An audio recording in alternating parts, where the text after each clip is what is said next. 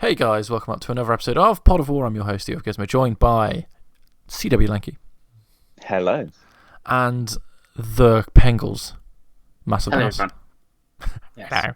So, gang, how are we today? We all jolly? Yeah, we'll go.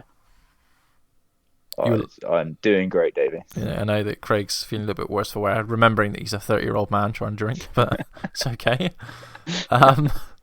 So we'll start this week as we always start the week, boys and girls, with pickups, what you've been playing, all that good stuff. So we'll start with Craig, because I know he buys lots of games all the time, as everyone who watches these episodes know. Yeah. He's a man. So you'll be shocked to hear I don't have any pickups. Although I actually did order Judgment, but it's not here yet. A video game? Surely not. Yes. So that will be coming at some point this week. So I'll probably start that at some point this week. The main game I probably played this week was Narita Boy, which is a 2D kind of side-scroller Metroidvania kind of hack and slash sort of thing. Very, very kind of retro and like that sort of like pixel art vibe to it. It's very like it goes very over the top of it as well. Like at one point you're surfing on a floppy disk. It's that sort of like kind of taking the piss out of old school tech and that great stuff. I can respect that. Yeah, it is. It's really fun. It's got real like the art style of the pixel art is really cool. It's got a lot of like these like pixel druids like in the background and that sort of thing. It's got a really cool like the whole story is you have the techno sword, so it's got like techno music in the background and all that. It is great. Took me about I think it actually took me like nearly 10 hours to finish it. It is a fairly easy completion, but unfortunately I didn't realize there was like 4 missable achievements. So I didn't actually get the completion, but I got fairly close. I think I was at like 750 gamer score on it or something like that, so it's not bad. But yeah, I would definitely recommend that one. It's a Game Pass game. Of course it Game is. Pass. It does go without saying, doesn't it? So if you have Game Pass, you like that sort of thing. It's kind of like it is kind of reminiscent of like Carrion, which came out last year, I think, or the year before. No, it was last year. It was a lockdown game for sure. Yeah, it's that sort of similar quality. It's like very good for just a kind of Game Pass indie that no one really talks about. It does have this one similar problem that Carrion had, where it just doesn't have a map for some reason. I don't know why these Metroidvania games do this at the moment. They're like, oh, let's release a game where you might have to backtrack and you might have to go to these random places, but we're not going to put a map on it. So I don't know. Especially because Super Metroid in 1994 had a map, had a very good map system. So I don't know why the later retro games would not. But there you go. Yeah, this isn't as bad as Carrion because like your backtracking is you don't have to go as far, so you don't get lost as easily, it's kind of more obvious what you're doing because it does have a button you can press and it'll tell you your objectives. So yeah, it's very good. I would recommend giving that a go if you're into that sort of thing. And then the only other sort of thing I've played this week is I've started some of the Resident Evil 7 DLC, which I bought on the sale. This is it's actually quite a weird bundle of stuff because you kind of get the banned footage parts of it, which are kind of broken up into little segments. So like one of them's this like weird puzzle game thing where you're kind of like you're being held captive and you've got to figure out how to like escape. But there's not really any combat in it. One of them's like a weird, like almost like a wave defense sort of thing where you're in like, the basement. You've got to try and like hold off like 5 rounds.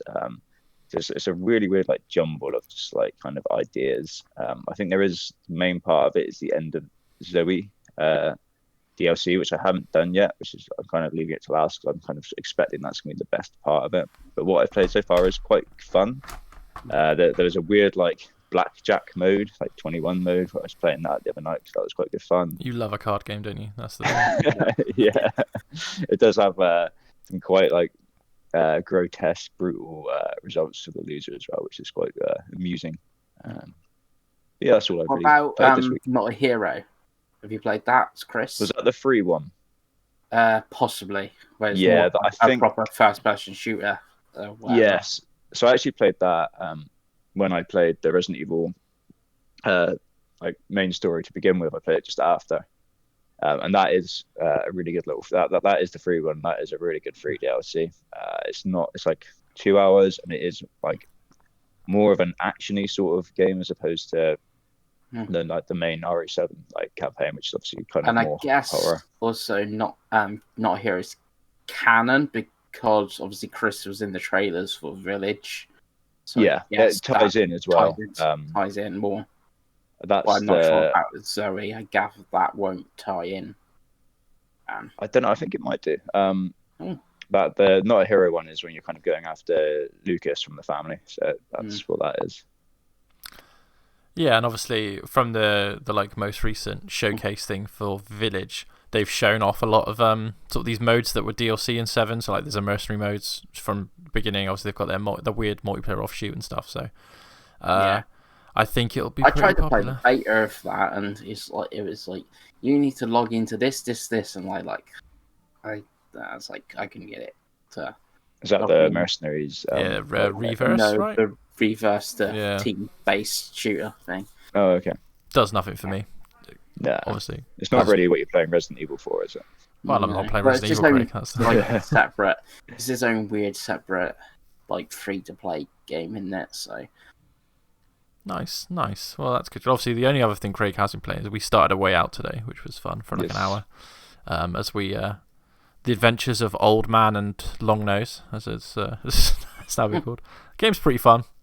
It's on Game Pass. It's one of those co-op games like It Takes Two, which is the same people. So it's a game by EA.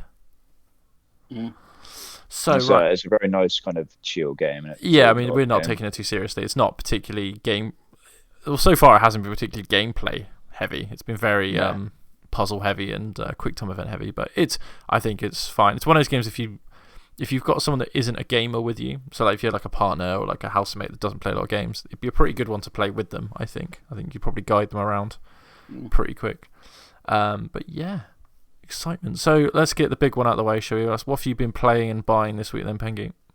Right, I've been playing, I believe, 3 games. Yeah, I have 3 games on my list. So I mentioned it last week and mentioned this game again. I got a code for Hitchhiker mystery game, is give it its full title. I actually finished it after we recorded last week. So there was 3 more stories to go. The third one is the best one, which actually isn't the hitchhiking bit. It's the bit where you're actually in the diner. Someone has picked you up and you stop in a diner. It's like the classic American sort of, diner. That was the best of the story, how that plays out.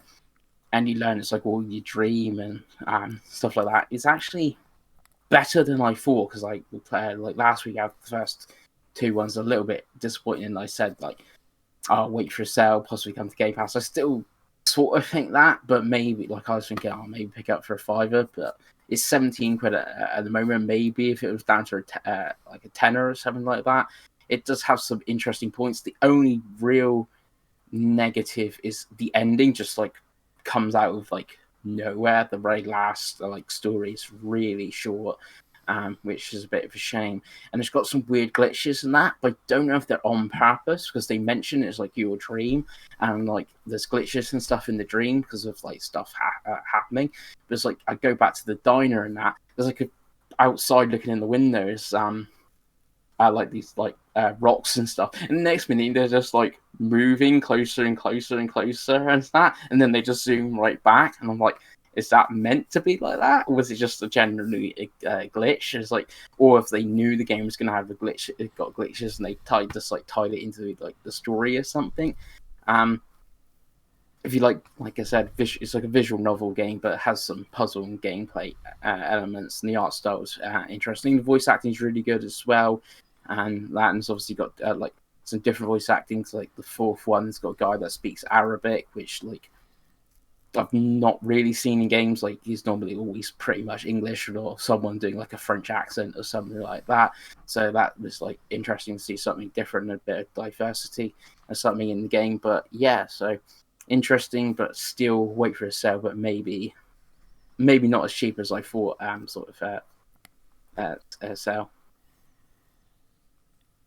Nice. And then I went back to Immortals Phoenix Rising, to the 2nd DLC. The 3rd one's just come out this week, but it's the 2nd one I started playing, which is Myth of the Eastern Realms, which is by a new Ubisoft studio. This is the first thing they've done. so like they've had a chance to like do this DLC first. So I guess like dip their toes in water. And there's a Chinese studio doing this Eastern Realms setting, which obviously Chinese mythology and stuff. It is a bit palette swappy though. Like when you go to upgrade your weapons, it's exactly the same animations.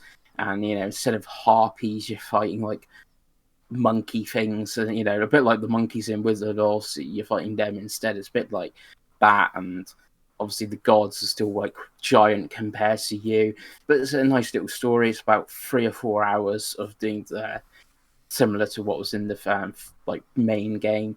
It's less of the trials and shrine type things. It's more like actually in the world, exploring that, trying to find stuff, going back and doing things like that. And then obviously we'll move into the third DLC, which is actually plays more like Diablo than anything. So that's a completely different change of what this has been doing so far. I haven't played the first DLC, and the first one I was not keen on at all, but it worked out like cheaper getting like the season pass and playing, and to play 2 and 3 than buying like 2 and 3 on their own, if that makes sense, sort of thing. And then the last game I played is one of my pickups, and that is Nier Replicant version 1.2247448713 which is Yoko Taro's like third or fourth game, because he did Dragon Guard. It's a prequel to Nier Automata, so it's like the first Nier game. And it's on 360 and PS3. Slightly different. This is based on the Japanese PS3 version, not on the Western 360 version. A bit confusing. So you're playing as the brother, and you're trying to like cure your sister, and that. Played a bit of Automata, but not much. You can obviously feel how they're similar sort of things, especially if they've improved the combat on this one. In the original, when you use magic, it literally stop and you had like move the magic, very turn-based, where this, it's, you mentioned it because you played Nier Automata, Craig, you press right bumper, you just fire stuff. You just hold that right. You just like that play just like stays this. on the whole Yeah, time. you got more powerful magic spells and stuff on it, but because it keeps doing this little pings of damage and it doesn't really think, you just hold that and that. So obviously the combat has been improved from the original. There's other improvements. I didn't play it first time around. I don't know why I missed it, because it is sort of my sort of game, but I did miss it first time around. So I'm not saying, but you can tell it's an old game. Like some of the, especially like the side quests and the mission structure, they're very like that era of how they're done. They're pretty much, you speak to like the villager and it's like, I need 5 herbs, and then you're just like, right, okay, I'll just find herbs. That every sort of side quest is pretty much that. And there's a few mini games like a fishing one, which is dreadful. It's like you just don't know what you're doing, mate.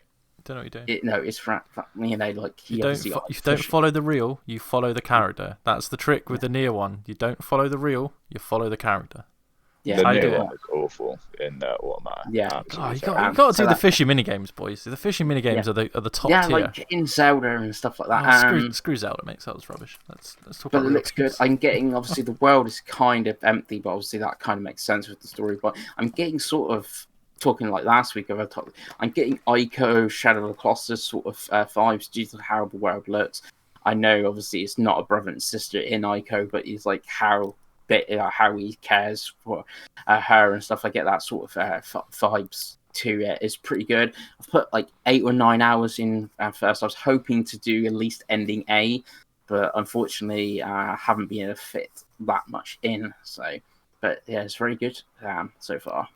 And I would argue, and this might be controversial, that I think the Nier story is better than Nier Automata. From what I've seen, I've played Nier. I haven't played Nier Automata. I haven't played Replicant yet. Replicant is getting very close to me breaking my new rule of not buying games over like £35, but it's dropping quickly, so I might be able to get that for cheap. But yeah, it's cool. It's cool that game got a second chance, because it really did die a death when it came out the first time, because people on 360 weren't buying games like that, and it had a really bad cover as well, if I remember rightly. It just looked generic as hell. It's just like brown cover with like muscly. Yeah, like weird dude, muscular dad. Yeah. The which version is it? I suppose the Gestalt version of Nier is very strange. Nice, Pinky. Yeah. Well, that's quite restrained for you this week. Obviously I you haven't did have mentioned one the up- 400 cheap 1,000-point games you played. I don't know if I played any of them this week. I did have one other pickup, though, which I have I can't remember how much it was No. at all. I backed it on Kickstarter. Okay, so it's a Kickstarter back. Which means he will not play it because he never plays the games he backs on Kickstarter. Facts. Absolute facts. I got a couple of stickers and a card and stuff for it. And this publisher published it, and they publish a lot of games for this platform. I don't really buy them, but this obviously game was not going to happen if it didn't get kickstarted, and it's coming to a platform that I like. Is why I kickstarted it, and that is Sense for the PlayStation Vita. I have a brand new Vita game in 2021. Still never getting played. Brand new Vita game 2021. There we go. Well, I think that concludes the Pengals business for this week. Yes. So for me, I have got 2 pickups this week. So as I mentioned, I have a rule now where I'm trying to buy. If I'm going to buy a game, it needs to be cheap, right? Because I'm terrible for just doing a Pengals and spending 60 quid on a game. So first of all, as we talked about last week, and our mighty friend the Evercade, there was a new Evercade game come out this week. That's the Pico Collection, and that is basically like old sports games. So it's got like PS1 style, Super Nintendo, Mega Drive style football, racing, like that type of thing. It was a 15 quid cartridge for like how many games on here? Like 14 games. So I use my Evercade all the time. That's fine. And the other game, which is something that people will actually care about, is I bought this game cost me. So I want you to think here, Craig. This game cost me £6.50 brand new. Okay, £6.50 brand new, and that is the Bayonetta Vanquish collection. Because I haven't actually played Vanquish ever, and the only version of Bayonetta I can realistically play is my Wii U version. So I was like, I would kind of rather play a version that's like with the updates, because I know it got updated in this version. So for £6.50, I picked up the Platinum 10th Anniversary Collection. So we'll get to those. That's a good price. It's a very good price. So see, I've got like a list now on my Amazon of games I'm willing to buy for under a tenner, and when they drop to like £6, I'll buy them, because I'm like, you know what? I could buy 10 of them for the price of Returnal or Ratchet and Clank or whatever. So yeah, looking forward to playing that. As for what I've been playing, so thank you for the almost 100 people that watched my trophy video last week, so that's fun. I ended up finishing Marvel Spider-Man. I got the Platinum, which was fun. It was very grindy to do those crimes. Were very grindy. I had to fast travel to constantly get them to go, but I managed to get it done. I think it took like 30 hours maybe. I will do the DLC eventually, and then I will do Miles Morales eventually. I've gone back to Dirt 5 because I have great news for you all. There is now options to turn off and change all of the vibration settings on the PS5. So I've turned all the trigger vibrations off. I don't want any of that haptic stuff. I've toned down the rest, so I can now play my Dirt 5 quietly and just get another Platinum. So I will undoubtedly get the Dirt 5 Platinum for the 3rd time, or whatever, the third completion. What else have I been playing? I also completed Jack 2, which was pretty fun. I haven't played that game since it came out, so I got the completion on that. And I am playing Ni no Kuni 2. Obviously, Craig has no faith that I was going to play it, so I was like, you know what? And it's really fun, actually. It's kind of... I kind of see it as like baby's first action RPG, because it's very easy in terms of like... It's not too difficult to understand. Like the mechanics are like square and triangle to hit stuff. Hold right trigger. It's very simple. Very easy, yeah. Yeah, and you got your little higgledies. You can press A on, and they jump up and they attack. It's cool. I'm really over leveled because I've done the Dave thing, and I spent like an hour just grinding. Like just after you get your home base, I literally just grinded for an hour. So I'm like 6 levels higher than every boss I'm fighting at the minute. Really enjoying that. I think I'm like 7-8 hours in. I might even go for the Platinum because it seems quite doable. Other than the skirmishes, which seem quite annoying, everything else seems pretty locked on. Story's fantastic. It's an absolutely beautiful game as well, in HDR and all that good stuff. And obviously I'm playing on PS5, so my load times are like the fast travel is literally like 2 seconds to go from one location to the other. And to be honest, I'm not really doing it. I'm sort of walking along, grinding as I go. So when I inevitably finish that and prove Craig wrong, we'll we'll have a chat about Ni no Kuni, because that is the one Japanese game, the one Japanese RPG that Craig has finished. So can confirm. If there's an anime game that Craig likes, it is literally Ni no Kuni 2, because there is no others. It is a great game. The skirmishes are definitely the worst part of that game. Yeah, there's not enough depth to them at all. No, it's basically it's just rock paper scissors of it. It's kind of all it really is. Mm-hmm. You're saying about load time, so that's mostly the one problem with Neo Replicant. Even though I'm playing on the Series X, it is an Xbox One game to play through, but I was compatible. Obviously, it does make a difference, like you're saying about Neo Replicant. The load times are, I don't know how long they are on a base Xbox One. Obviously, I've not seen, but the load times are pretty long when you're going between the southern fields to the eastern fields or whatever. They are pretty long. You can easily have a look on your phone, where you can't do that with some games and stuff with their load times and stuff. So that's mostly one negative. And also, Jak 2, did you get the platinum? Because aren't they quite easy, the PS2 classics? So with Jak 2 specifically, I finished the game and then I used the debug cheat and got all the platinums. Okay. But only Jak 2 can you do that with. Jak 1 and 3, you have to actually use some level of skill. So I think if you go on my PSN profile, I think the platinum in the end, I think it lists it at 5 minutes or something stupid. You can literally, there's a debug that they discovered last year in the actual PS2 ROM, and obviously it's just a port of the PS2 ROM. You can just literally in the menu unlock all the debug stuff, and you can float above the map and all crazy shit like that. So. But Jak 2, the one people didn't like, because it's not great. It's kind of it's not that he's the story wise fine, and it's more that it's kind of turned from Jak 1, which is a platformer, an action platformer, to an action GTA shooter. All the side quests are get in your car and drive around the city, and it's okay. I mean, I've never been a big Jak guy. I've always preferred Sly and Ratchet. So of the PS2 triple, the triple platformer deluxe, as it were, I think Jak is probably the worst one, to be honest with you. But I know obviously it's Naughty Dog, so you can't say that, because they made The Last of Us, Craig. And The Last of Us is the best, Craig. Anyway, so speaking of controversial views and general consensus, we've got a bit different this week with our topic of the show. Tots. There isn't really anything major happening, as is the case a month and a half before E3. So I was having a little thought, which I know is a dangerous thing. And we've toyed with the idea on here before of talking about certain publishers. I think we've talked about doing THQ. I think we've talked about Square. And we might even talk about EA and people like that. And then the name that kept coming up in my mind was Ubisoft, right? Because everyone it's kind of easy to hate on Ubisoft, but they're always there. They are, every platform launch, they put out 4 games, and every year they put 4 or 5 games out. So I was going to say, if Ubisoft wasn't around for the PS5 and the Series X launch, there'd be literally nothing to play. Yeah, there'd be nothing. We all played Ubisoft games, as we'll talk about. So I was kind of having the thought, do we actually like Ubisoft? That's the name of this episode, if you don't know, if you haven't seen the thumbnail. So we're going to go through modern Ubisoft. So when I mean modern, I mean the PS4 and Xbox One launch onwards, because anything before that is nostalgia, really, isn't it? Let's be honest. So Ubisoft kind of became a big publisher during the 360 PS3, so it's kind of let's judge them by their modern standards, so to speak. So we're going to go through the franchises, have a general chat, what we think of them personally, and where we are with them. So for example, with Assassin's Creed, did you like them at the beginning of this gen to now? I mean, you're I'm kind of gone off them, etc., etc. Okay, so what we're going to do, we're just going to we'll start with Assassin's Creed. So obviously Assassin's Creed on next gen, as it were, started with Black Flag and has up to now with Valhalla.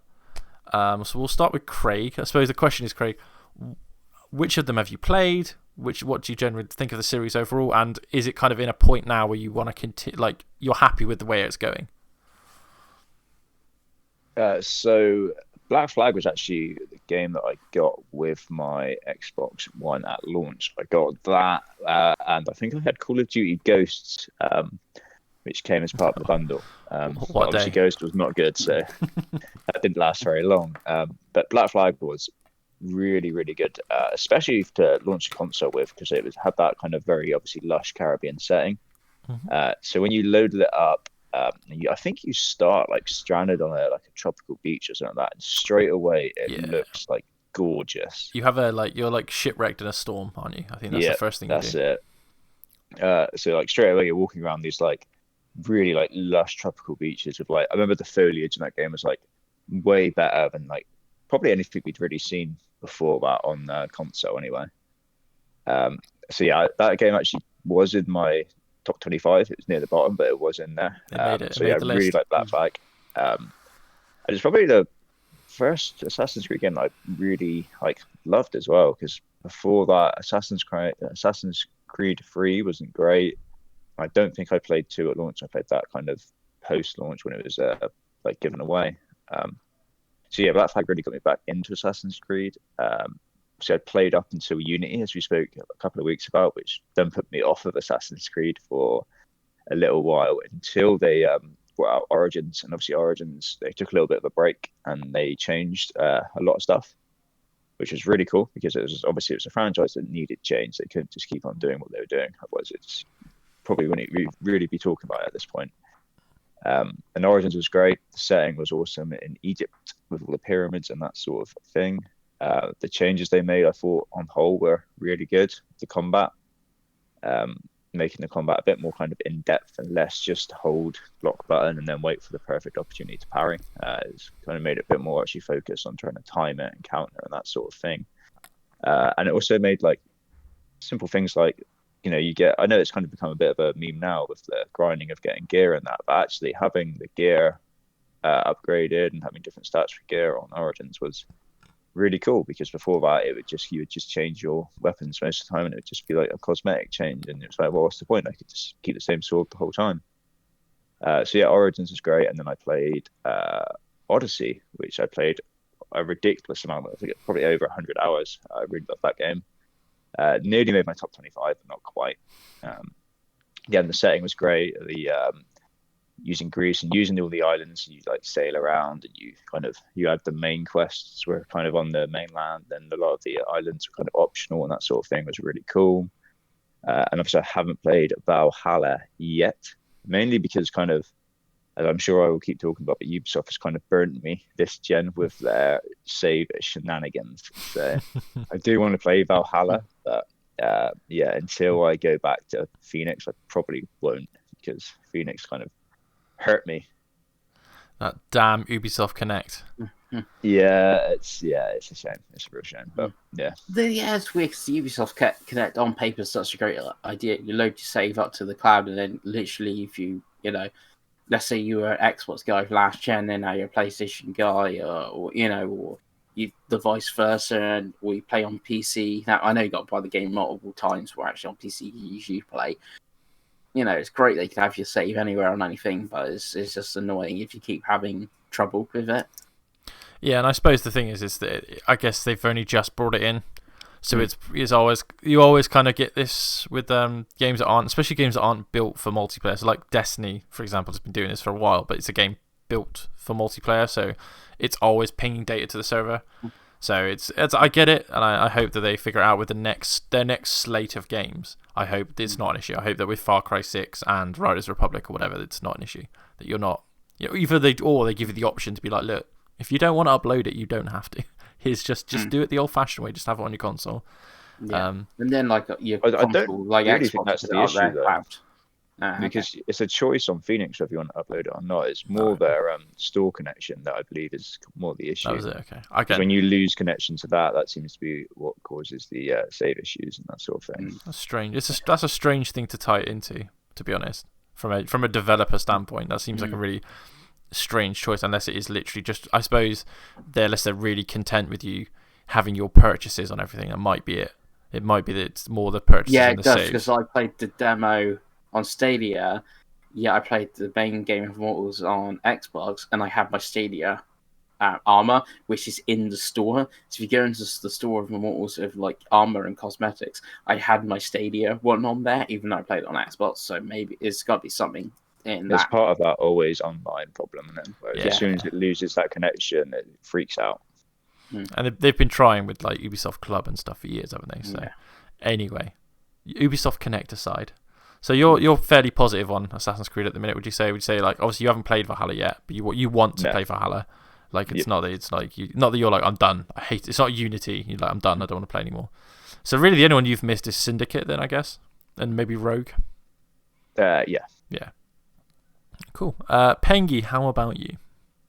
I've played bits of them because I believe I had Black Flag. Before you start, let's define bits because we can go. I could pull up your achievement list and see how many hours you played of certain ones, Chris. I believe I bought. I think Black Flag came with my PS4, but I'm not 100% sure on that if it did or not.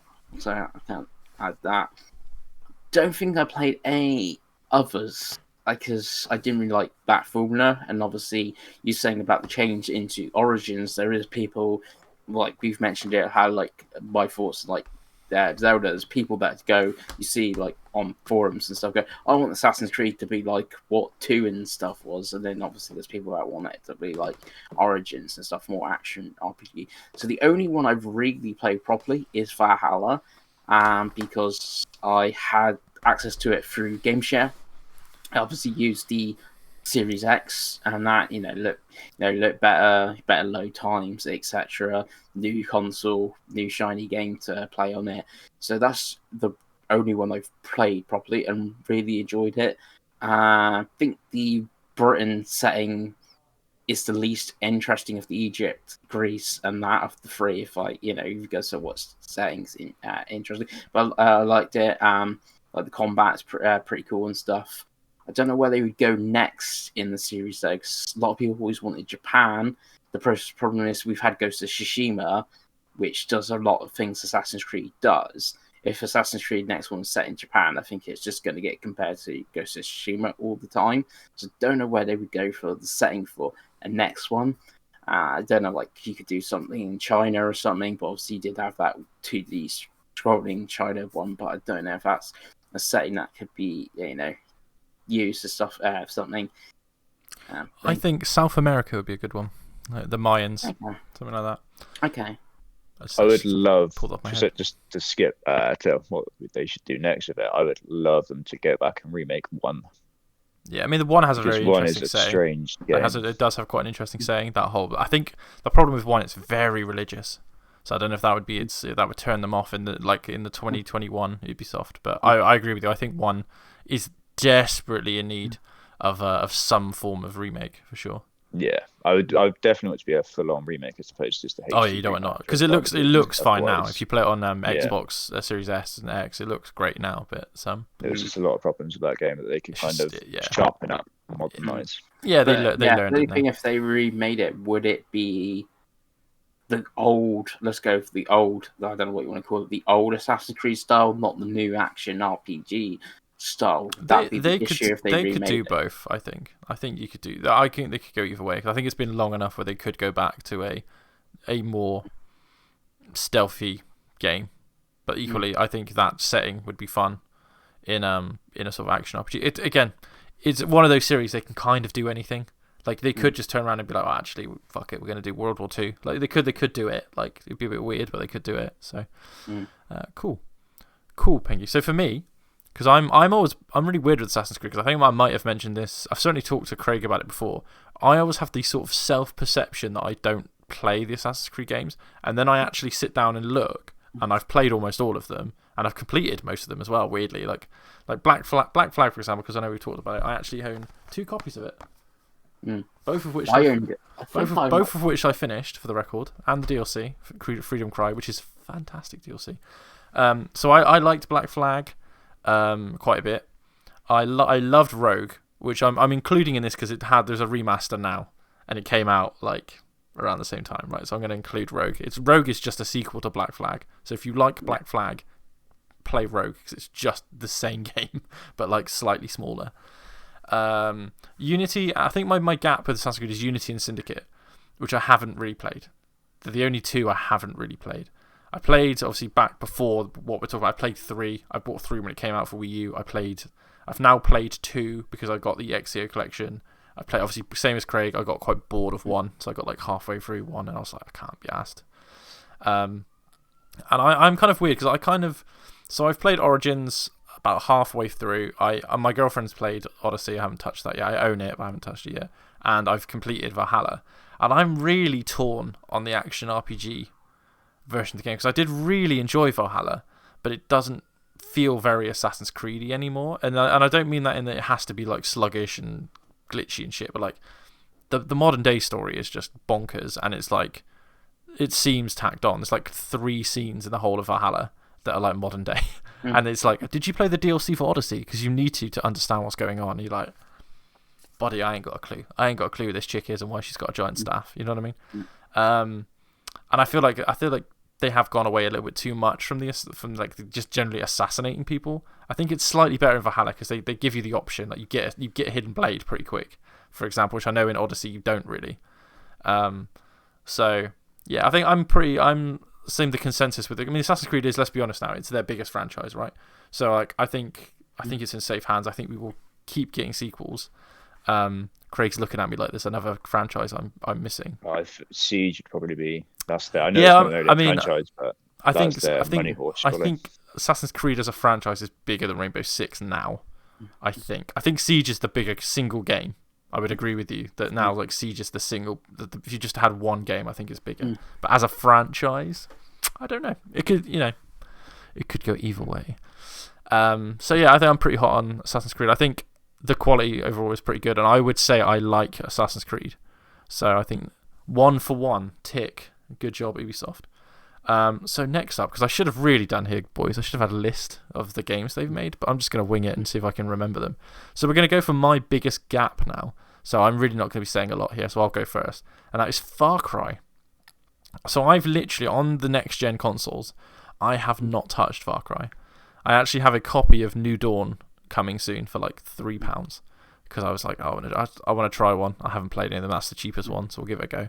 So there is 4 Primal, 5 New Dawn on new consoles. Yeah, am I right? I think, and 3 classic, I guess technically. They did a remaster of 3, which is the one I did play on 360, which was quite fun. And they are explorative shooters, I guess is the way to term them. Open world, and as we'll get to when we talk to the rest of these games, there is a pattern with Ubisoft games. There's a formula with Ubisoft games with just different like main mechanics, but the formula of big open world with stuff on the map is really their thing, right? So, and Far Cry is one of those games. So we'll go back to Big Crago. So what is your where are you at with Far Cry? What's your kind of experience with Far Cry, and are you looking forward to Far Cry 6? I suppose. So I played both the mainline Far Cry games for last gen. So I always get confused with the names. I think it's 4 was the first one. 4's the one with Ho Chi Minh in the mountains. 5's the one in America. It was kind of really focused as being like a co-op open world game as well, which was actually really good fun. I played pretty much the whole game in co-op with a friend. And it was quite a generic, you are right, in terms of it was just kind of an open world kind of mess around with icons on the map, and you just go there and you shoot things, the thing blows up, and that sort of thing. But that's okay. But it was fun. Actually, the fact it was co-op probably made it better, because co-op makes pretty much everything better normally. I'd be honest, I don't remember a great deal of it. I didn't play Primal, because Primal is basically a reskin of 4, I believe. Obviously with different kind of weapons and I imagine different objectives and that sort of thing. And I did play 5, which is actually really, really good. It's set in this world like coal setting in I think there's like Midwestern America or something like that. And it's got a really weird story because it actually starts off. It's got like an amazing opening where you kind of meet this cult and the leader and that, and then you don't really like have that like big story moment again until the very end, and the end is incredible. So the stories are really weird because, like I said, like the beginning and the end are incredible, but the bit in the middle is just kind of there and filler. But it is really cool game to actually play because it has this weird kind of like almost like an RPG party system where you pick up different members of the party and they will join you, and then you can kind of select which ones you want to kind of fight with you. And they're really cool because they're really diverse. So like I think when you start with, I think it's just a dog who just kind of runs in and like tags all the enemies and like maybe will go over and bite them. But it gets to the point where you have like a woman who's like a chopper gunner and has her own chopper, and she just like flies around just like shooting people and dropping bombs and that sort of thing. And you have like a sniper woman, you have a bear, I think, who just like a tank sort of character who runs it, just kind of tanks a lot of damage. So like the best part of that game is actually like messing around with all these kind of weird characters that you can party up with and help you kind of just cause absolute chaos and destruction. That's fair. That's fair. So you haven't I played think New Dawn? No, New Dawn is just the reskin of 5, I believe. Yeah. So and it's got that weird kind of neon look to it. It It looks looks like more Rage generic 2. than 5.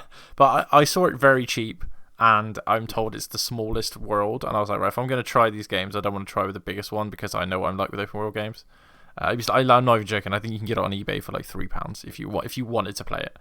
Like it's a very cheap game, and like you said, I think it's safe to assume all the Far Cry games are of a certain quality. They're not. You don't usually get one that's like actually bad, like badly made or whatever. So no, that tends to be one of their safer franchises. Mm.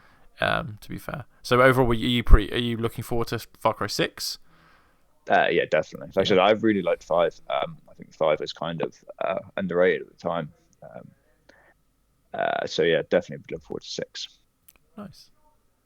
How about you, Pengy? I've only really played 2, which is obviously going back to the 360, and New Dawn. That's the only 2 that I've played of the Far Cry games. How did you find New Dawn? What I've played is fine. It's very Ubisoft. When you say what you played, your hour that you played, right? I think when I looked, I might have played an hour or 2. I think when I looked, it was an hour. So yeah, it's very Ubisoft. You know, open world, lots of things on the map. Go to it. You know, get the tower. It brings more map. That it's just obviously it's like you said with the whole neon color Rage 2 aesthetic. That's like its thing that's going for it really. Sort of thing, yeah. Nice. But that's it. That's the only 2 I've played in the series. And have you got any interest in Far Cry 6, or is it a wait and see with that? Wait and see, because trailers look interesting. The actor guy is pretty good in what he's in. He always plays a really good villain and stuff. So he's always a villain, that guy. Mm-hmm. Yeah. He's got a face for it, hasn't he? Yeah. So he's that has some interest, but I will like see how it plays first. Sort of thing. Again, it depends, I guess, when it comes out and stuff. This year has been, releases have been like cancelled, delayed, not so. It could be like the only big game in July or something as well. So who knows? Okay, fair enough. So we'll move on now to we'll get into sort of some of the more miscellaneous franchises. So we'll start with the Ubi Art set of games, which are Rayman Legends, Child of Light, and Valiant Hearts, which are all kind of indie games. I would say none of those games have futures, if I'm honest, but they were all fun games. I think even Rayman, I'd be surprised if they do another Rayman game. And I've only just recovered from the Wii U betrayal of Rayman Legends. Yeah. But personally, I like all 3 of those games. When Ubisoft does these type of games, they do them pretty well. When they decide to take a little sidestep from one of their big franchises, it does pretty well. So have you got any input on them, Craig, at all? I feel like you might have played a bit of Child of Light and maybe Valiant Hearts. No, so I played all of Rayman, which I really liked. Oh, did you? Fair enough. Yeah. Really enjoyed Rayman. Did they do 2 of those Rayman games? So they did one on the 360 and they did one on the Xbox One. It's backwards compatible, I think. They're both great.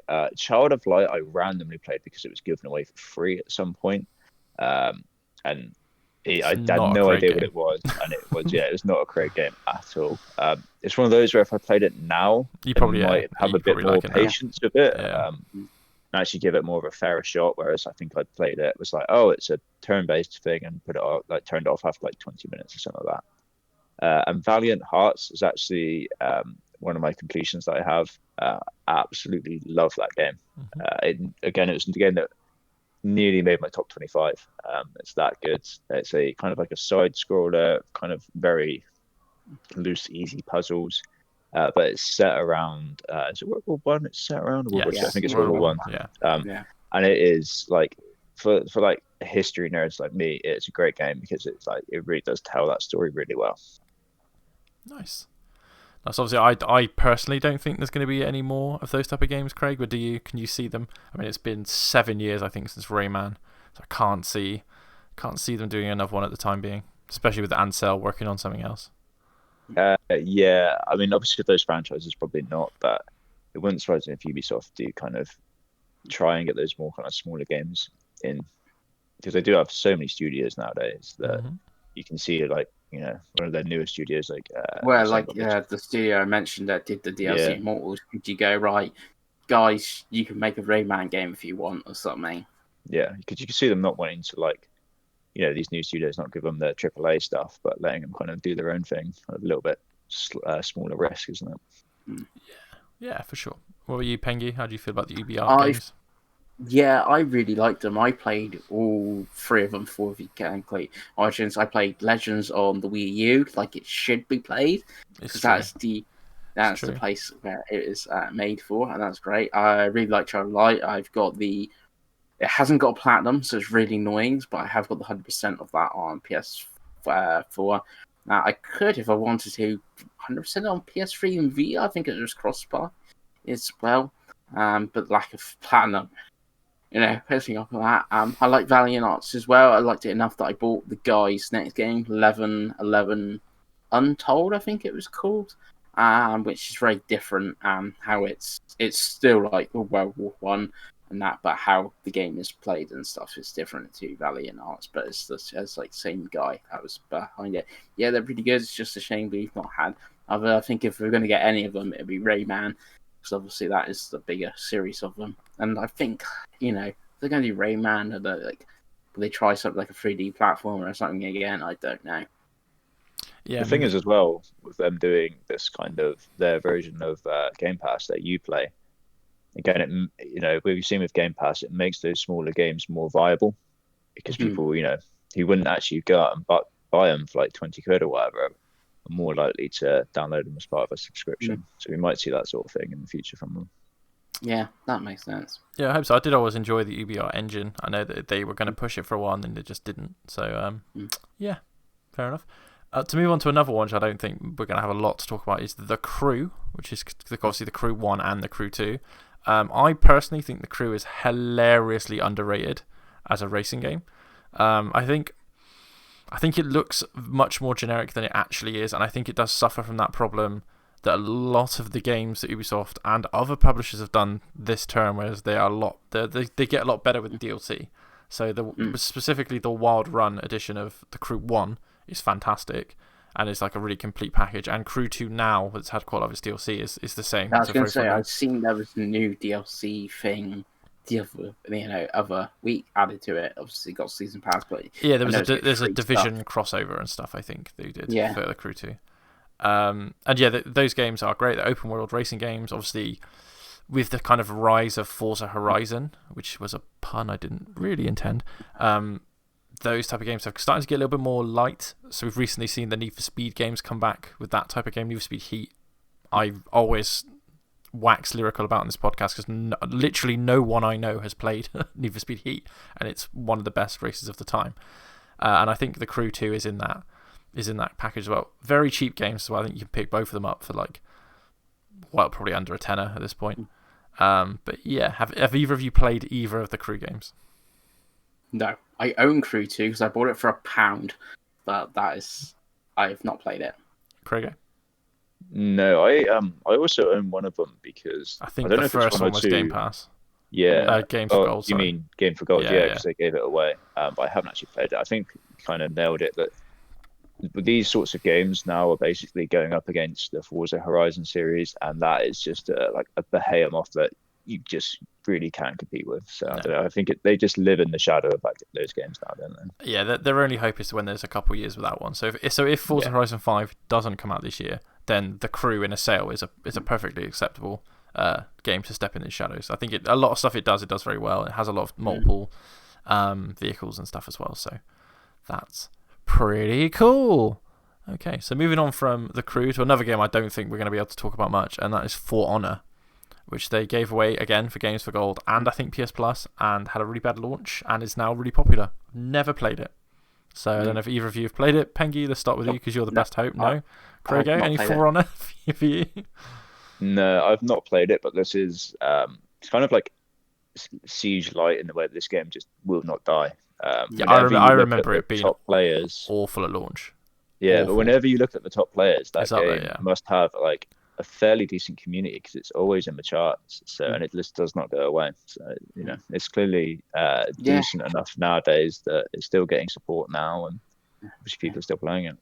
Yeah, I know. Like year 5, like season 3, whatever. The problem with that sort of game now is, like, if I jumped in for a newbie who've had like 5 years of content. You saying like the community and that is great. The community playing that game and they're mostly like welcoming, but I'm gonna be like so under leveled and stuff like that. You know, like not what it's like sort of daunting now to play a game like that. You know, going in, it's the same with like MMOs and stuff like that. Sort of games like what am I doing? You know, everyone else in my team's level 100 and I'm level 1 and they all got this cool armor, and I've just got basic sword and shield because you feel like a proper noob. Yeah, and it's tough as well because you don't know what DLC you need to buy. You don't know if there's like boosters or whatever. So, but again, the people that I know that play For Honor really like it. It's not something that we've played, but I think overall it's fairly positive now. I think people are very positive about the game. So let's move on to something I know that you two have got. Well, I think all three have actually got some experience with, and that is Rainbow Six. So the only Rainbow Six game we've had so far is Siege. We were supposed to get Parasite, but that is definitely going to get a name change, right? Or Pandemic or something. No, it was Quarantine. And then okay. And then it changed and it's going to become Parasite. Yeah. And there's been leaked PC game videos of it. It looks like story and things showing the characters from like main Siege, like in like cinematics and stuff, like helping people and stuff like that. It looks interesting. It's going to be like the Left 4 Dead sort of route though. There's a lot of those games coming up at the moment. Yeah, there's a lot of Left 4 Dead games coming out. And I don't know how it would play because obviously Rainbow Six is tactical, much slower pace to a Left 4 Dead and stuff. So like shooting zombies and that, and like, right, you know, I don't know how that's going to translate. But what I have seen from the leak stuff does look interesting. I don't know how they're going to get like all the characters in, or it's just like these are the 6 that we've picked from the main game are going to be in this or whatever. And then like how much is it going to be? Is it going to be full release, a budget release, or something like that? So it'd be interesting. I am interested in that, but like you said, there's a lot of those games coming. Yeah, and obviously, the main Siege game has been a bit of a good story, really, because it's another one that came out and was pretty lackluster at launch. I think that's fair to say. I think people weren't very interested in it. I don't think it sold particularly well and has just grown into arguably the biggest first-person shooter in the world, right? Other than maybe Call of Duty. It's definitely the biggest competitive one. Free to play. Yeah, I think it's the biggest sort of competitive one now. It's definitely the best, I'd say. I played that game quite a lot at launch on PS4, weirdly. And then I completely dropped off after that. I know you guys have played it a little bit more, so how do you feel about Rainbow Six, Craig? So when I did play it, I really did enjoy it. It's a really strange game because it probably has one of the steepest learning curves you will find in a first-person shooter.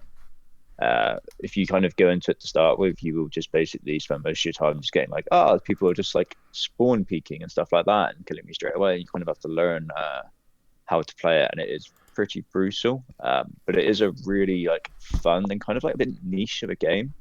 There isn't many like games that have that kind of idea of we're gonna have like attack and defense, but it's gonna be so defensive for the defenders and so attacking for the attackers. It kind of took, I guess, like the old Call of Duty search and destroy game type and kind of went full on extreme with it. And it is a success story. That game, I had a look, it's still in the top 10. It's in the top 10 played every week. It's one of the top watched games on Twitch all the time. I probably now I don't really play anymore because it's one of those you have to commit a lot of time to, because like otherwise you will just get your ass kicked nonstop because of the learning curve. But I do still like watching people play it because it's just such a kind of like an interesting game, watching all like the tactics and the strategies that people have come up with, and whenever they bring out new ops, it kind of changes the the meta, and then obviously everything changes from there. So yeah, it's a really cool game, and it's one of those I'm kind of glad that it's still around and still doing so well. Yeah, I mean, I still kind of wish it would go back to Rainbow Six Vegas and stuff, but I get why people like Siege. Yeah, I've played more Siege now because obviously it came to Game Pass. I played a bit on PS4 like you at launch and stuff, and totally dropped off it. But obviously on Xbox it came to Game Pass, and I was like, oh, I think there was a Game Pass quest or something that week, and download it, obviously being like level 0, starting at the time. Obviously played it on unranked and stuff. Really enjoyed going in it, and it's sort of like it's got free options and stuff like that of it and stuff. But it's like the sort of perfect-ish Game Pass game where I can just jump in and stuff, like do some rounds and stuff if I want to, and obviously with, like the DLC and stuff like that is sort of like have like the models give it free, get and then like season passes and stuff pretty good as well. Most of the DLC is all like cosmetic apart from the battle pass, which gives you the new characters and stuff like that. So the only thing originally I think I was put off on PS4 because obviously I was a fan of Rainbow Six, Vegas and stuff on the 360. They're really good games and stuff. And then do you remember the trailer for the first? Was it Siege originally? What it was called, Siege, where it was called Patriot. Yeah, on like bridge. that. On the bridge. Mm-hmm. Like a proper story-based Rainbow Six. So it's disappointing we've not had one of them, but I have enjoyed going back to Siege on Xbox for the first time, and that is sort of become my multiplayer shooter on Xbox. Strangely, considering most people I know that play it still all play it on PlayStation, so it's kind of annoying there's no sort of cross-play, because that would be pretty decent to have that, or maybe Parasite will have that. Who knows? Just thinking, is this obviously it's quite an old game now. I think this was probably one of the first games that launched where it was kind of a full price AAA game, but it was only really multiplayer. I know there is terrorist hunt in it, but that's not really what you're playing it for. Yeah, so it came out around the same time as Titanfall 1, I think, maybe a little bit after Titanfall 1, and so those were kind of the twin sort of poster children for that type of game in that generation. And I think Siege has definitely survived better of the two. Because I think when it came out, I think the problem that Siege had was it was very much a one-trick pony, but that trick wasn't perfect. Whereas now that trick is perfect. You know what I mean? There is no game like Siege in terms of the quality. It basically is replaced, in my mind, this might be speaking out of turn, it's kind of replaced Counter-Strike. Whereas Counter-Strike used to be this game where you played it a certain type of way, and it was very competitive, and it was just that was it. You didn't play anything else on Counter-Strike. It was a very competitive multiplayer game. Whereas now Siege has kind of taken that place where you have to be good at it. You can't just. It's not Call of Duty where you can jump in and find some fun in playing 20 kills and get You can play Search and Destroy. You can play Hardpoint Domination or whatever. If you play Siege, you're a Siege player. You have to you tilt your gun. You know your character, and that case almost MOBA-y now in its sort of structure with its operators. I think it's called. Yeah, they're called operators. But yeah, I mean, I said Rainbow Six is an interesting one because I think Siege is just going to keep living. I don't think you're going to get spin-off games to sort of make a franchise out of Siege's characters. But I can't see them going back to Vegas 3, for example. I can't see them doing more other Rainbow Six games. I think. And Siege I don't think they'll go the Blizzard route and do like Siege 2 because I think their spin-off games will be spin-off games. I think that like Overwatch shouldn't be called Overwatch 2. Overwatch should be called Overwatch something, and it's a story game. But they're not doing that with Rainbow Six. They know that you want Siege. Siege is coming on disc to Xbox Series X and to PS5. So yeah, it's already on disc, which is pretty good. Yeah. So if you want that as well, because obviously it's got like the 120 frames mode and stuff like that on the next gen consoles and stuff, so that's pretty. And I wouldn't be surprised if crossplay isn't already something they're working on. I wouldn't be surprised at all. Yeah, that's the only thing it really needs, in my opinion, because otherwise it's fun to play and that. So. Indeed. So moving on, I've kind of lumped the next two together. So it's The Division and the Ghost Recon, because they've kind of become the same franchise, and it's weird. So Ghost Recon used to be very similar to, sort of used to be a stealth version of Rainbow Six, Really, I think that'd be fair to say with the Advanced Warfighter games and Future Soldier, and on this gen with Wildlands and Breakpoint.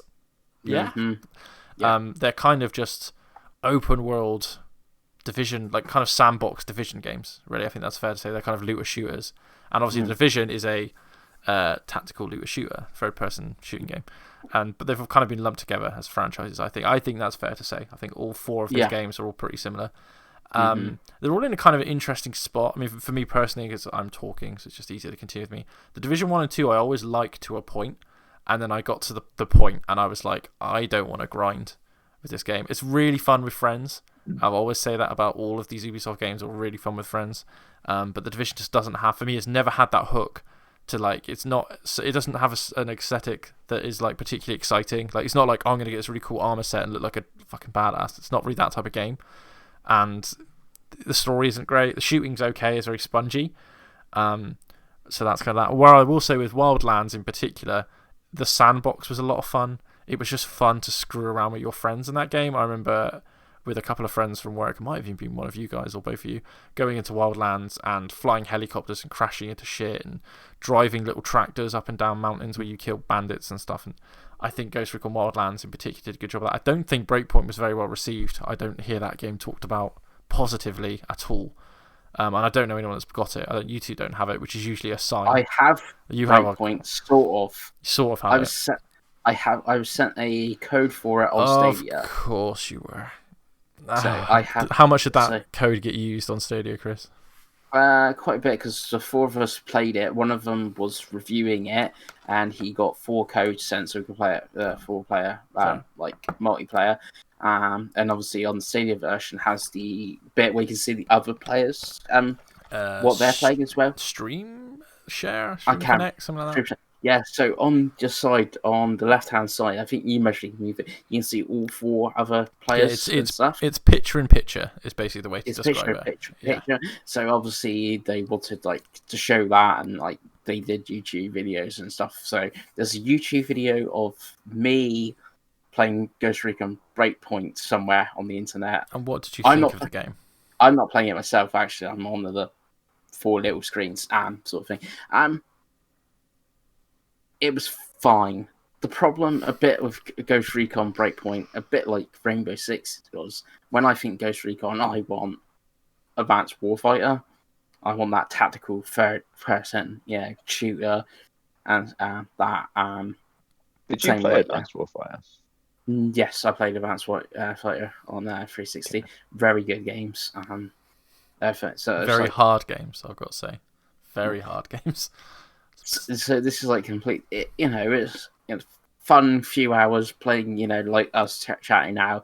I have chatting and playing it, and then I played a bit on my own. It's like, this is boring without anyone else. I know they've updated it and they've changed it so you can play it more tactically, where you get killed in one shot, you kill the enemies in one shot, and you're gonna be much more tactical about it. But I think it has sort of died compared to the Division 2, which I think is much more popular of the 2, which I did also play up to a point. I think we were playing it multiplayer together, and then I think you moved there and had no internet for ages. That is the correct story, yes. And then I never played it since. No, we played. There was 4 of us that played it, and when I moved to the city that I live in now, I didn't have internet for I think 4 or 5 weeks, and so the ship had sailed by the time I returned, because you just literally couldn't do anything without an internet connection. So, how about you, Craig? Because I know you've played certainly the Division 2 to a decent amount. I have no idea if you've played much Ghost Recon, but how do you think of those two sort of dual franchises together? Yes, I've not played either of the Ghost Recon games. Have you not? I did. Okay. No, I did watch. I think Achievement Hunter actually did quite a few Wildland videos. I did watch a few of them. It's really fun. It's really fun. It kind of remind me of a Far Cry 4 in the sense it's just like a co-op open world shooting game. You just kind of sandbox around and have fun. But I have played. I can't remember if I actually played the Division 1 or if I did. I didn't play a huge amount, but I did play quite a lot of Division 2 with you guys. I did. I think after you guys had dropped off, I did carry on and finish off the main kind of story missions. And I did enjoy the main story missions because they were normally like quite out there. Like I think there's like one where you kind of like just like space set, like museum, Yeah, that sort of I thing, remember that mission. which is still really cool. I think the problem I always have for those sorts of games is I finish the main story and then it's like, and here's the end game content, and it's just like these, Grind. yeah, it's just you got to basically do it all again, but we've got like, whereas the enemy levels before were like 30, now they're like 70, and you're like, I can't be bothered with that, and I think I just gave up a bit there. So yeah, I mean I always struggle with those sorts of games because grinding is not something I tend to enjoy. But yeah, the main missions in Division 2 were quite fun. I think we played a little bit of multiplayer around. The multiplayer wasn't too bad. Yeah, we did. Yeah, we did. But yeah, like I said, I've not played any Ghost Recons or anything like that. Yeah, I think you'd actually quite enjoy Ghost Recon. Ghost Recon is one of those games that if they were to give it to us for free, I think me and you would quite enjoy co-oping it for like a couple of days. Like, it's one of those franchises. It's kind of, you're right, it's kind of the mash. If you took Far Cry and The Division and squished them together, that's kind of what the Wildlands Breakpoint games seem to be. I think the most interesting thing about these franchises now is realistically, I don't think there's going to be a Division 3 anytime soon because that studio is working on a Star Wars game for Ubisoft. So I think a Star Wars styled Division game might solve the problems I have with the Division, which is basically that it's not interesting to look at. So I think I don't know. I kind of hope it's not like the Division. I hope it's more just like an open world kind of Ubisoft game as opposed to that kind of grindy. I'd love both. I'd love both. It'd be interesting. I mean, just more Star Wars for me, because I really enjoyed Jedi Fallen Order. Star Wars, like you said about like the armor, you definitely imagine in a Star Wars game getting cool armor and stuff like that, and going to different planets and do all this. There's more. I think there's more scope with a Star Wars version of that game. But we'll see. We'll see. Is the Division studio working on that game? So like I said, I don't think you're going to see Division 3. I don't really know what they're going to do with Ghost Recon because, like I said, I think Breakpoint sold pretty poorly, and as much fun as Wildlands was, I don't think it reviewed very well. I think it's one of their lower end. I think it's down there for them review score wise, Ghost Recon now. So I'll be interested if they decide to go back to the kind of way it used to be, or kind of hybrid it out a bit. Maybe even make it a first person shooter, because Warfighter was kind of both, if I remember rightly, back in the day. So it was Future Soldier. So. It's very much a franchise in limbo, along with some other ones we'll talk about later. A couple quick ones to shoot with before we go too far is the South Park games. Obviously, they published South Park Stick of Truth and South Park A Fractured But Whole.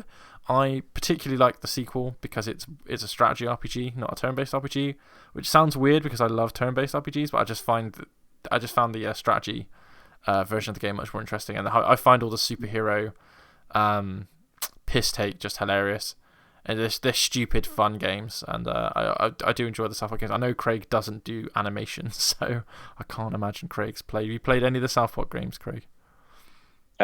No, but I was always tempted by them. But I would think you'd like it. I genuinely think you would like it. They're very funny.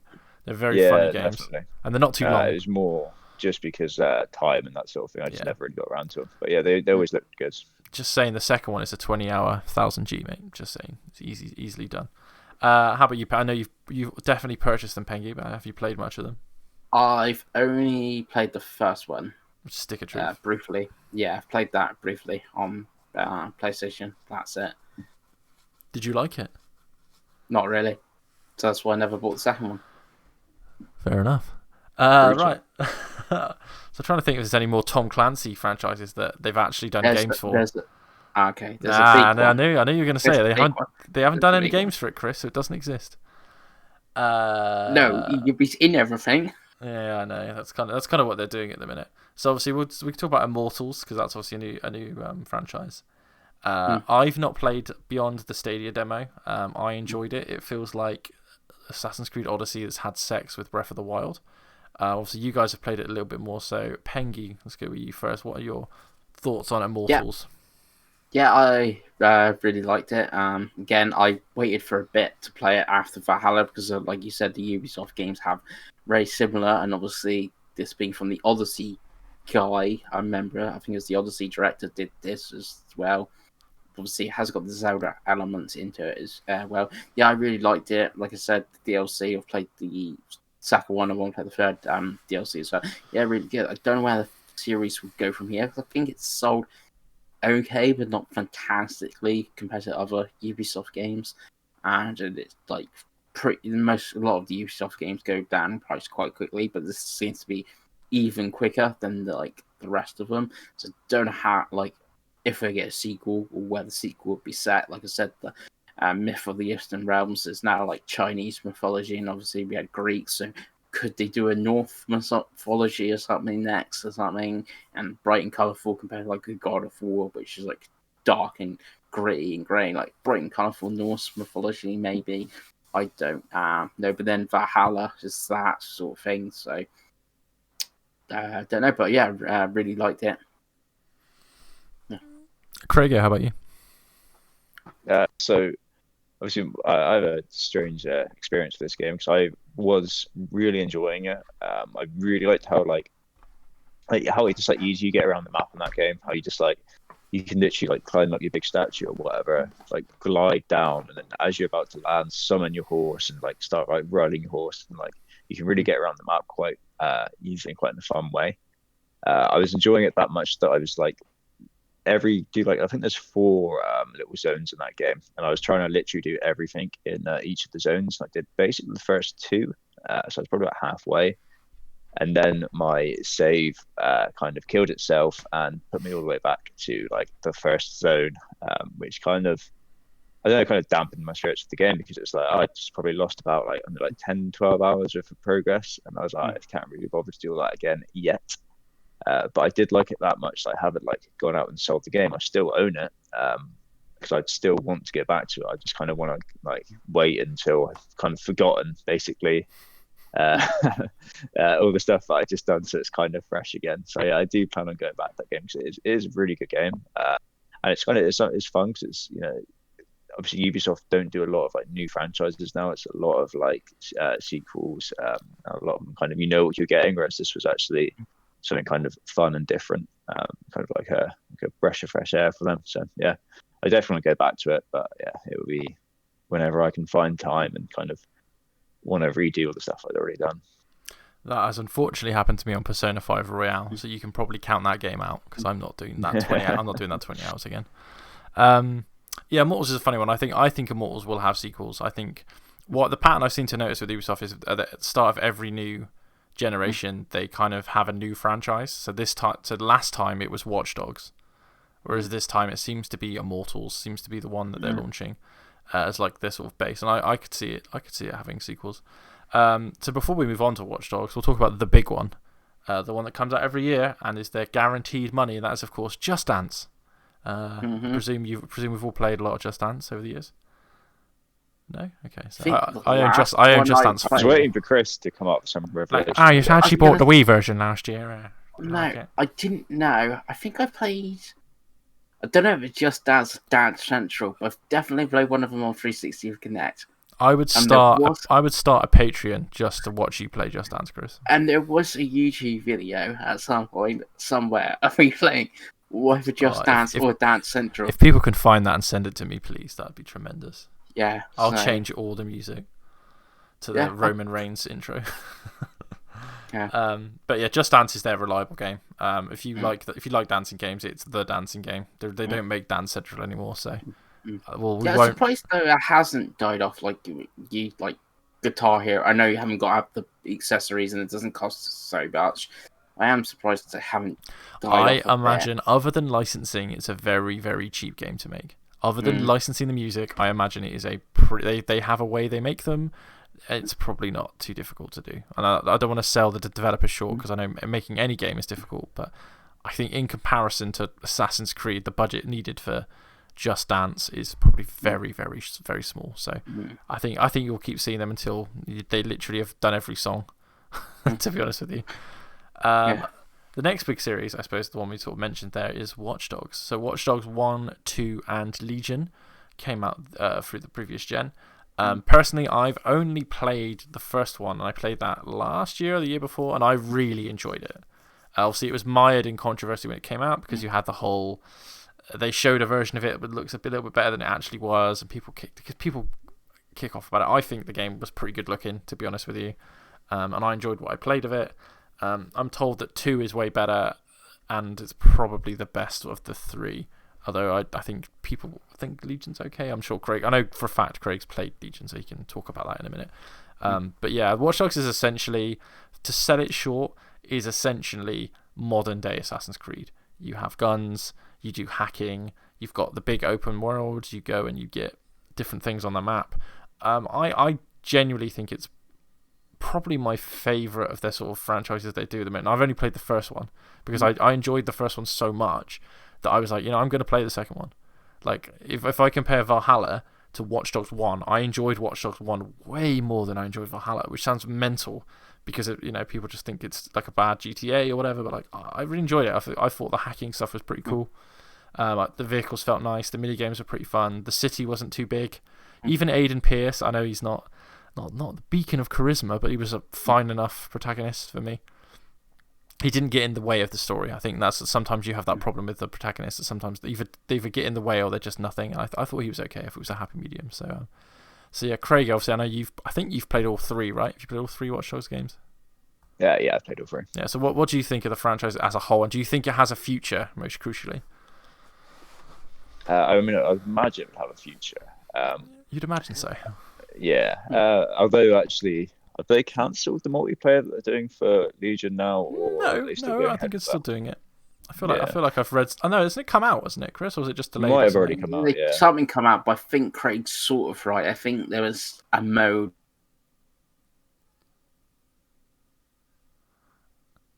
Oh, have we lost them both? Are you back? I'm here. Yeah. You both froze there for a second? Yeah. It's a great screen cap if anyone wants it. Yeah.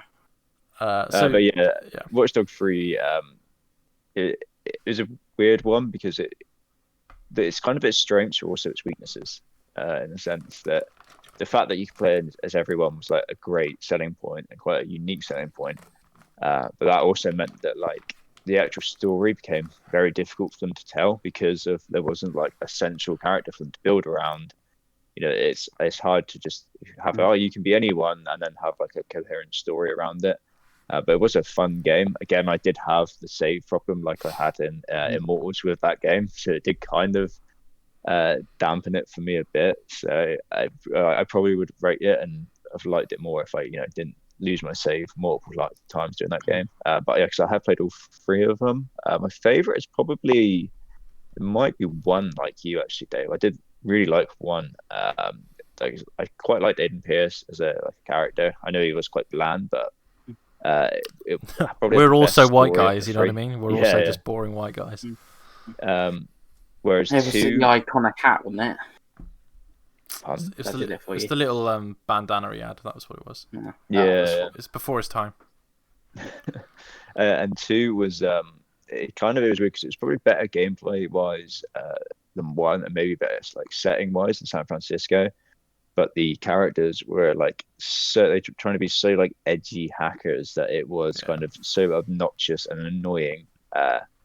It was so in your face that it was difficult to kind of get away from that. But yeah, I enjoyed all three of them. I'm sure if they released 4 in 3 years time, I would buy Watch Dogs 4. So yeah, I would say I'm definitely into that series.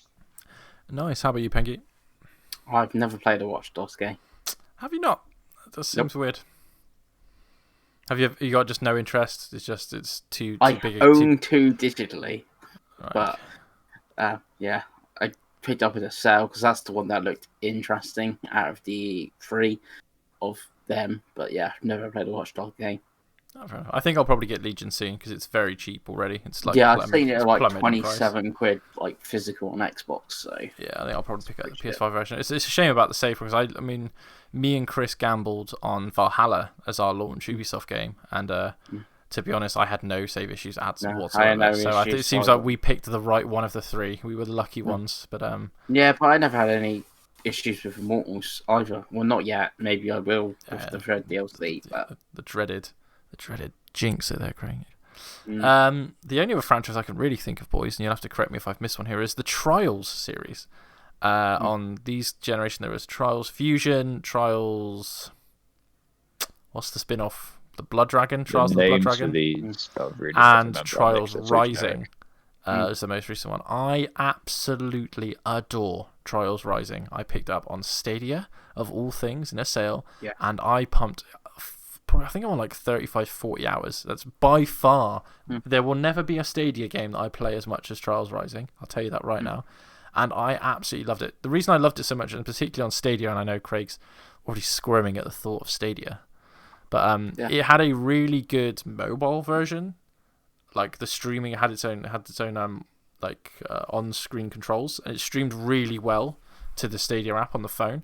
So I used to just play that at work. I used to just sit at work and do like a couple missions of Trials Rising, and I love that game. That game is so good. Trials Fusion, I think is a Games for Gold, so I think I do own it, but I've never got around to it. Maybe I will, because I did enjoy it. And they're very simple games. They just live off those games we used to play on PC when we were at school. Those lovely BMX games, you just got to like land to the physics, and they always are a pretty good quality game. And I think you will definitely see another Trials game. I don't think Trials Rising sold that well, but I think the only thing that might stop it might get morphed now into Riders Republic, which is their new extreme sport franchise coming this year. So have you guys played much Trials? I played the one that's on Stadia like you, because I also picked it up in the sale, because at the time there wasn't much on there and much cheap, so I remember picking up sale, because wasn't there like a tenner or something? It was like pretty 7, 8 quid or something. Yeah, it was pretty cheap. I played what I played was fine. It's not normally my sort of game. It's just I wanted something to play on Stadia, and that was like the best option at the time. Give it a go, and it ran fine and stuff. I've never tried the mobile option to see what that's like. So. How about you, Kriyo? So my favorite kind of Trials game was, I think it was the first one on the 360. Which is Trials HD. Oh, it might have been the second one then. Was it? Which was Evolution. That was on the 360, right? Yeah. Yeah, so I think that was probably my the favorite one. I played it a lot of. So they're very kind of pick up and play games, aren't they? Yeah. You could just easily just play that for like 10 minutes and have like a good time. I think the multiplayer was also pretty good for that one. I think I remember playing that quite a lot with friends and that sort of thing. I think Rising had some pretty fun multiplayer. I remember playing that with a couple of the guys from Sounds of Stadia, maybe, on a live stream.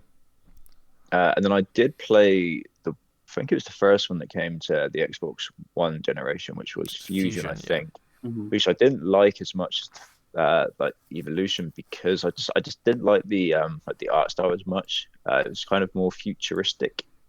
Whereas the first one was more like, oh, you're out in the woods and like riding around and kind of like cool stuff like that. Whereas this was more kind of like technology and that sort of thing. So I kind of lost interest. You would like Rising then, because that goes back to that. Yeah. Nice. I'm literally now Googling Ubisoft franchises to see what I've forgotten. Starlink. Anyone play Starlink? I played a bit on Wii U Switch, yeah, because you had Star Fox and stuff content and that. So there, I was gonna say they do Trackmania, I think, which comes out like every year, but I've never played one. It's more of a I think they gave it away. Another one that's come up here that people are probably the two fans of it are shouting is Steep. I did not play Steep. I don't think any of you guys played Steep. I can't imagine. No. I hear it's pretty good, but I've not played it. And then if I was going to play a snowboarding game, I should wait for that Shredders, I think it's called. That looks pretty good. That's coming to Xbox. I'll just wait for 1080 snowboarding to come back in the future, or SSX. That's the dream. Yeah. The other big one I know I haven't played, again, I don't think you guys have played, is Hyperscape, which was their Battle Royale. I didn't play it. I don't know about you guys. No, it looked like the most generic Battle Royale ever. Yeah, it looked very PC focused as well. It didn't look like the sort of thing that would translate very well to console. No. And then the only one is they've done some re-releases. So they've done Scott Pilgrim vs. the World, which got a re-release. Obviously, Far Cry 3 has had a re-release. All of the Assassin's Creed games, apart from the first one, have had remasters on the current gen. So you can get Rogue, you can get 3, and all those type of games.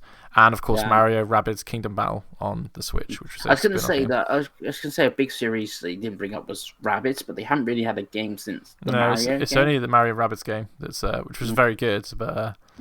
I suppose we can talk about the missing games. So we got Splinter Cell. There hasn't been any games. Skull and Bones got announced and has just disappeared. Beyond Good and Evil 2 was announced and just disappeared. I can't see much more. They had, was it Hawks? Do you remember that one? Tom Clancy Hawks and Sum of All Fears and those type of games. I can't see those coming back. Beyond Good and Evil is the funny one to me. I know we routinely take the piss out of Chris for Beyond Good and Evil, but that it's game coming out, Chris, any month. It's had so much, so many problems with its development that I think we will see it, but I don't know what it's going to look like when we do. I think it could be years away.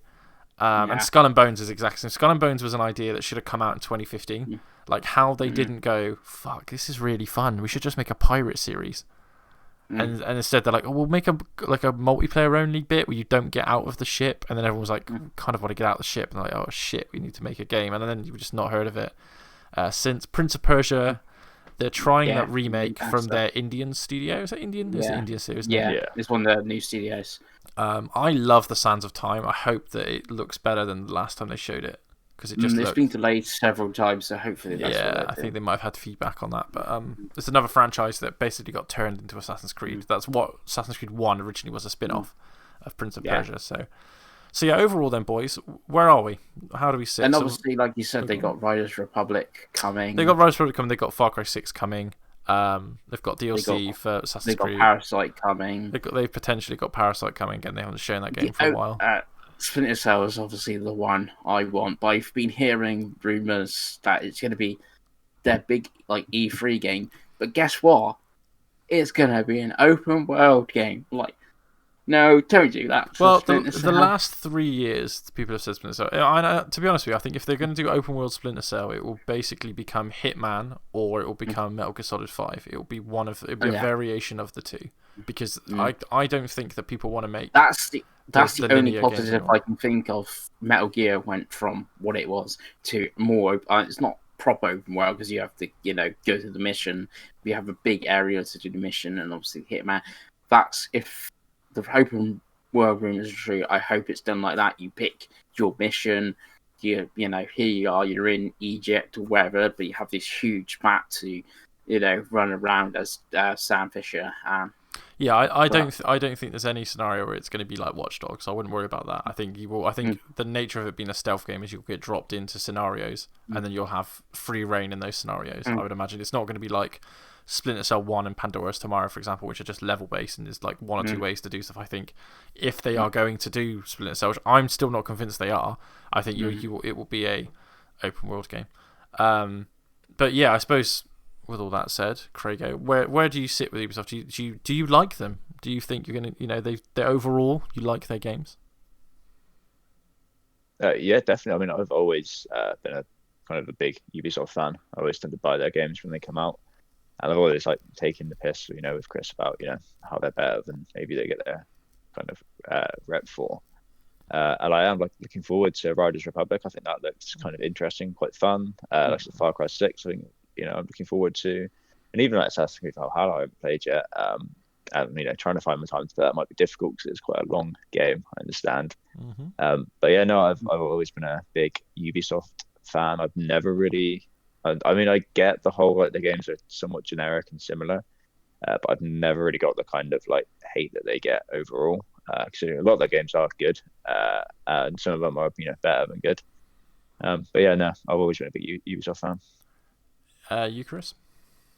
The Ubisoft was weird for me because if you go back to 360, early 360, Ghost Recon and Rainbow Six, obviously first online multiplayer games. I really like them. Splinter Cell really liked, Splinter Cell on the original Xbox is one of the fact I know it got ported to PS2 and stuff. It was one of the franchises on the original Xbox. It is more the middle bit of Ubisoft of when there was Assassin's Creed every year and stuff like that, and I never sort of liked them, and then get to this later Ubisoft where they've the quality of Valhalla and that changing to the action RPG Immortals is that sort of thing as well. So I'm more excited than I was for Ubisoft games, but it is sort of on a game by game basis, not as it's if Square announced the game, I'd be excited because it's Square Enix, but Ubisoft and that game's what is what is that game? Which studio is doing it? Sort of things. It's just next Assassin's Creed is Assassin's Creed 2 style. And then I'm pretty much turned off. But if it's Assassin's Creed Valhalla style in China or something, yeah, I'm interested in that and sort of thing. Obviously Ubisoft had obviously the stuff that you're saying about Beyond Good and Evil, like obviously things with Michel Ancel and other people and that. I've had debates with other people with and stuff of it. Is a weird thing. Like, do you want to support obviously like a company that's obviously that sort of thing, but obviously it's not everyone at every studio. Like you can consider the new studio that Ubisoft did the DLC, or the one that's doing the Prince of Persia. So it's a hard one where you do the art from the artists, and do you punish everyone at Ubisoft just because of 2 or 3 people were dicks? It's it's a weird one to do, sort of thing. So it also come up recently with Nintendo Indie with Fez. A lot of people were like, oh, keen, and then a lot of people were like, don't buy Fez because Jonathan, no, not Jonathan Blow, it's Phil Fish, wasn't it? He's a dick. Well, yeah, but I'll be honest, right? So I've worked in game development for a few years. Most game developers are dicks. Most studios have heads that are dicks. But most of them with sexual allegations a bit slightly different than just being a dick. It's pretty much every studio, if I'm honest. Which obviously with Michel Ancel apparently is one of the things and stuff as well. So it's like, I think it's difficult as well. I know people are now totally turned off for Ubisoft now, because obviously Guillemot is still in charge, and they're like saying he should have stepped down. But I'm like, well, is the guys that did Immortals Phoenix Rising, they might be all cool at that studio. Well, it's not their fault the guys at Trials did that or whatever. So it's a bit of a thing to tar them all with the same sort of brush, or like I said with the Fez one. Some guys ported that game to Switch. It's not, one of the guys that ported the game to Switch, it's fault that Fish was, a dick or something. So it's a weird one where you take the art from the artists and stuff like that, where you want to draw the line of stuff. Yeah, I mean, me personally, like, none of that stuff really matters to me. If it's the actual, like, so say like, if say Yves Guillemot was a director of a studio, like a specific director of a game studio, was head of a game, and he was. He was fucking doing horrendous things.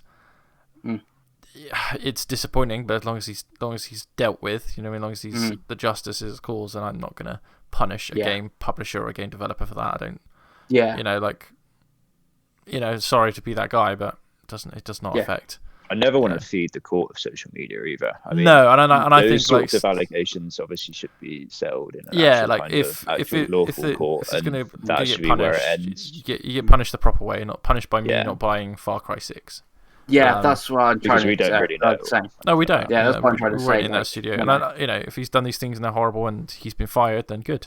And I hope the people that he did, and I hope the people who did horrible things were rightly compensated for the way they were treated. But unfortunately, I mean, for me that doesn't affect how I see Ubisoft. Whether that's right or wrong, that is entirely up to whoever watches this. But for me personally, on a games level, I agree with Craig that it gets Ubisoft as a company. I get a lot more flack than that they deserve, in my opinion. I think the reason is because they're so reliably there, because they always put games out.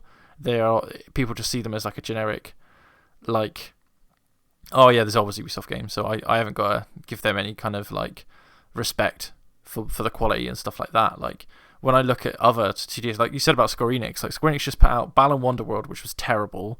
They put out Left Alive not that long ago, which was terrible.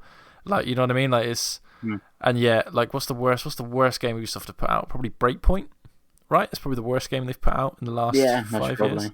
And people are like, oh yeah, well, Far Cry isn't that good because it's just it's just Far Cry. And Assassin's Creed isn't that good because it's just Assassin's Creed. I'm like, I don't really think that's fair, to be honest with you. I mean, again, maybe I think also we're going, like I said about Assassin's Creed, they had one yearly. I think people were burnt out. They're still doing them pretty yearly now. Well, they're like biannual now, and they changed the genre up and stuff like that. I think that was also like a thing and stuff like that. Sort of thing, like changing the formula up and stuff helped sort of thing. Yeah, maybe. I think the biggest reason that this is specifically Assassin's Creed. I think the reason everyone got burnt on Assassin's Creed because Unity was awful when it came out. I think if Unity had come out and been good, I still think you would have got yearly Assassin's Creed games. I think they still might have changed the formula, but I think you still would have got yearly games. But anyway, like bi-yearly's fine. The fact that they're developing these games in such a quick state is pretty impressive. I'm looking forward to Far Cry. I'm really looking forward to Riders Republic. Like Craig said, that game looks all kinds of Dave. Really, really looking forward to that. They seem to have a model now where they release a game and then they do a year of DLC and then they do the next game. That seems to be the pattern now for Assassin's Creed, for Watch Dogs, and for Immortals. I would imagine if there's going to be an Immortals 2, it won't be until the year after for sure. Like I said, I don't think you will see Assassin's Creed this year. I think you will see Assassin's Creed Valhalla DLC this year, and then you'll get Assassin's Creed next year. They did a really good job of merchandising the DLC as well before the games even came out, so you kind of know the roadmap and what you're buying. They do, but then they do that thing where there's like 800 editions of each game, which is kind of annoying. Yeah. Although they're really now, let's be honest, I am kind of been speaking out to turn. Now there is the game, the deluxe edition, and the gold edition. That seems to be the 3 tiers, and you can buy all of them physically. They have the same like labels. I think they might have figured it out, but I remember there was maybe Assassin's Creed Origins where there was like 12 editions, and you're like, so I get a statue, but I don't get the season pass. But then I get the season pass, and I don't get this thing. That's for a very specific audience, and most people aren't buying those limited editions. We knew quite a few people that were very much into the Assassin's Creed statues. Outside of Assassin's Creed, I think they do. I think they take enough risks. I think they get accused of not, but I think they do. I think they do put quite a lot of new IP out. Honestly, I think you've had 2 this gen or like last gen already in terms of Immortals was a new one. Watch Dogs was a new one. Obviously, Valiant Hearts, Child of Light were new ones. I think they've probably done enough. And they obviously got Riders coming, which is obviously on last and current gen or whatever you want to call it. They tend to be on everything as well. I think that's another reason why I think they might get too much hate. Is Ubisoft is always supporting platforms. Like it is the only thing now where like you can play Assassin's Creed Valhalla on the PS3, PS3. What about the PS4, the PS5, the Xbox 3, the Xbox One, the Xbox Series S and X, the PC, Stadia, Luna, Mac, Linux. Like you can get it on everything, right? The only thing you can't get on Switch because it doesn't run it doesn't run on a toaster. There's a cloud version of Odyssey, right? Switch. Yeah, there's a cloud. Yeah, there's a cloud version. Yeah, so obviously, like I said, they're supporting Luna and Stadia. If you go on Stadia, right? So we're not going to hate on Stadia because that's Craig's job. But if you go on Stadia, like 90% of the games when it was launched were Ubisoft games. And I know over here we don't have the Ubisoft Plus service yet, which I think is really the interesting thing. So I would be very surprised if it doesn't hit consoles fairly soon. Whether it's included in Game Pass, I don't think so. I think that's too much of a loss. But I don't see any reason why they couldn't. Yeah, and I don't see why they couldn't They could subsidize. They could do like a Game Pass Ultimate plus Ubisoft bundle for like £20 a month or something. And I think that's worth it because I think you get like the Ultimate edition of every game. So I think if they were to do that, then I think that would be a plus one. I suppose the last question for all 3 of you. I'm so tired. I'm including myself in 3 of you there because I looked at 3 people on the screen. Is there anything that you've missed that we've talked about today that you might pick up in a sale? So, like for me, I'm going to pick up Far Cry New Dawn fairly soon. I've bought it; it's arriving soon, and I'll probably pick up the Watch Dogs games I've missed. But say, for example, Craig, would you be interested to play Trials Rising if you saw it for a £5 or something like that, or New Dawn? No, but then that's mainly because I'm not really tempted by sales that much unless it's something specific. You are really the best of us. It is a shame. One day I want you to come on here with like a big fucking stack of games and be like, bitches, I went to CEX, I bought 20 games. This is my next 2 years of games, and you know what I mean? I mean, I would just show you a Game Pass receipt at that stage. You just go right here. A way of doing that. You just pick up your TV and just show me Game Pass. You're like, there you go, this is what I'm doing. Obviously, I can rely on Pengy to spend £200 on games. So, Pengy, is there anything that Ubisoft have done that you haven't played yet that you want to play? The only one that I'm possibly picking up with Legion, and I don't even think that looks that great. Will you go back to all the ones you've started? Or any of the ones you started? The 10 minutes on Odyssey or the 12 minutes of Origins? Odyssey, I might go because I really like Valhalla, and I think the setting of better. It's just I didn't want to play it straight after Valhalla because it's similar. Then Immortals came and I started playing that, and I'm obviously still playing Immortals. So it's sort of thing. But then it's like, what's Ubisoft's big November game? Like, will Far Cry be pushed to November? Or, what's the big Ubisoft November game? I think Far Cry will get pushed in November. I think if you're going to put, of the 3 games that we know of coming out this year, I think you put probably Prince of Persia next if you can, then Riders Republic, and then Far Cry. I don't see the need to rush anything else. I don't think they're going to announce a game E3 at their Ubisoft Forward event and be like, I don't think they're going to announce Splinter Cell and say it's coming this year. I'd love them to, because that'd be crazy, but I don't think they're going to. Obviously they got Parasite still to come out. Yeah, but we haven't seen any of that, have we? Last year, and kind of bundle them all kind of quite together again, because obviously these games were meant to come out at the start of this year, and they've all been delayed. So it wouldn't be surprised if we have like a Ubisoft game a month at the end of the year for like 3 months. Like we did, I can see that. It's just year. like which I guess Far Cry is the big one, which at the moment I'm not that. But Riders Republic and Prince of Persia, I'm keen on, and Parasite, depending what that actually turns out to be. But Far Cry, that and so far they have resisted this £70 RRP for games. The test is when they do a next gen only game. Because obviously that's one of I've talked about on this show before. As someone who owns a PS5, I hate the fact that they're charging £70 for the exclusive games at the minute. So it's like I kind of feel like Ubisoft are usually quite well priced, and like you said, they drop in price so quickly because obviously they're so they sell well, so they always have plenty of copies going around. So nice. Well, that was our little chat about Ubisoft. We didn't have a lot to talk about this week, so that was what we decided. We'll talk about something different next week. Who knows what? Yeah. I thank the boys for joining me again. If you like this content, drop a like, drop a subscribe. You can catch Craig on Xbox Live somewhere in the deepest, darkest regions of your mind. And, of course, you can catch Chris on Twitter at MassOfDas. Yes. Thank you very much. We'll see you next week. Bye.